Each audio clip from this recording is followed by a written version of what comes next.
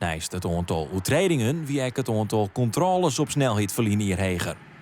Van 400 controles in 2022 naar goed 500 een jaar later. Ja, die overtredingen daar ben we eigenlijk net blied mee, maar die controles ben we wel blied. Want dat jouwt even het besef dat we visten te hard rieden op een heel aantal plakken in onze provincie. De politie jouwt aan dat dat komt omdat er een toename is van ernstige en dodelijke ongelukken.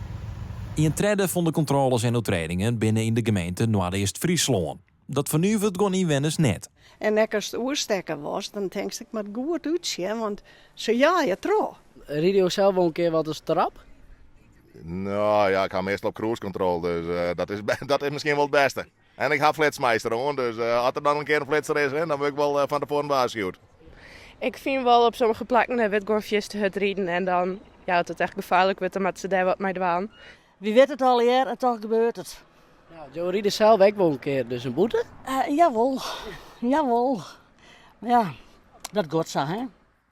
Het is onder de provincie om onder de politie te aan hoe die de meeste risico's hebben. Wat we dus zeggen in de analyse is wel dat op de centrale as de verkeersovertredingen wel heeg binnen.